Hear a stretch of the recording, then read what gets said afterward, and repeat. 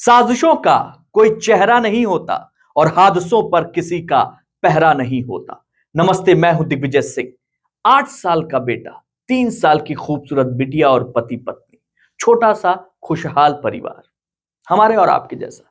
लेकिन एक छोटी सी गलती इस परिवार पर इतनी भारी पड़ी कि इस परिवार ने सामूहिक खुदकुशी कर ली। बच्चों को जहर दिया और पति पत्नी ने फांसी लगा ली। मामला भोपाल का है, जहां एक लोन ऐप के दलदल में एक शख्स ऐसा फंसा कि उसे बाहर निकलने का रास्ता ही नजर नहीं आया। आसान लगा अपनी जान दे दी जाए। मरने से पहले इस परिवार ने एक सुसाइड नोट लिखा, 4 पेज का नोट। ये 4 पेज हमारे और आपके लिए सबक है। इसे पढ़कर आप समझ जाइएगा कि लोन ऐप के चंगुल में फंसना कितना दर्दनाक और जानलेवा हो सकता है। इन पन्नों में क्या लिखा है, पढ़कर सुनाता हूं, ध्यान से सुनिएगा। इस परिवार का ये आखिरी खत। समझ नहीं आता क्या करें। पता नहीं हमारी इतनी प्यारी छोटी सी फैमिली को किसकी नजर लग गई। अपने परिवार के लोगों से हाथ जोड़कर माफी मांगना चाहते हैं। एक गलती की वजह से हमसे जुड़े सभी लोग काफी ज्यादा परेशान हुए। खुशी खुशी हम अपने परिवार के साथ जी रहे थे। कोई परेशानी या किसी बात की चिंता नहीं थी। लेकिन अप्रैल में मेरे व्हाट्सएप पर एक मैसेज आया। इसमें ऑनलाइन काम करने का ऑफर था। यही मैसेज दोबारा टेलीग्राम पर आया। थोड़े से पैसे और अपनी जरूरतों के चलते मैं इसके लिए तैयार हो गया। ज्यादा समय भी नहीं देना था, इसलिए काम शुरू कर दिया। शुरू में थोड़ा फायदा हुआ, लेकिन धीरे धीरे दलदल में फंसता चला गया। जब भी थोड़ा समय मिलता, मैं उस काम को करने लग जाता। आगे जाकर लोड इतना ज्यादा हो गया कि अपने काम के साथ इस काम में लगे पैसों का हिसाब नहीं रख पाया। इन पैसों का इस्तेमाल घर पर बिल्कुल नहीं कर पाया। काम का दबाव बहुत ज्यादा बढ़ गया।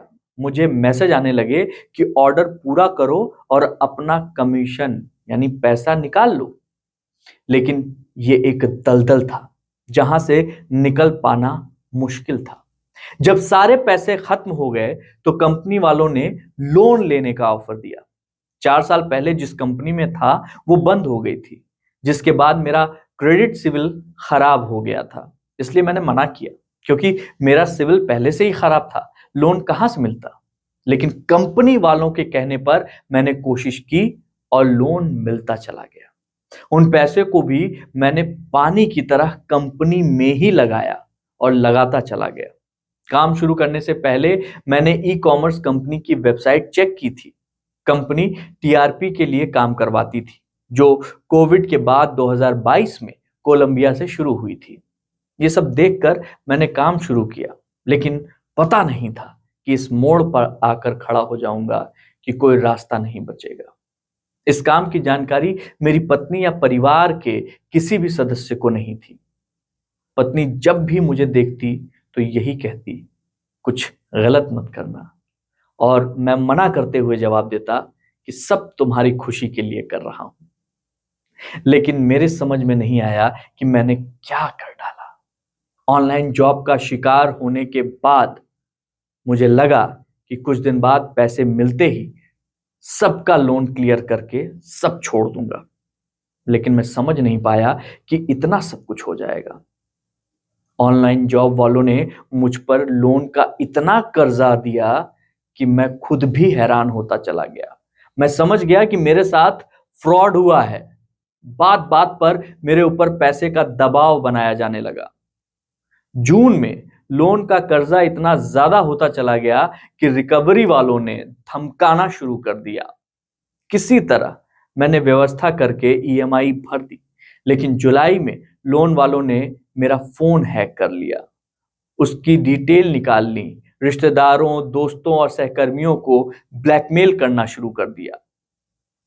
वो यानी लोन कंपनी धमकी देने लगी कि तुम्हारी अश्लील और गलत फोटो बनाकर सोशल मीडिया पर वायरल कर देंगे, बदनाम कर देंगे। यहां तक कि उन्होंने मेरे बॉस की डीपी का भी गलत इस्तेमाल किया।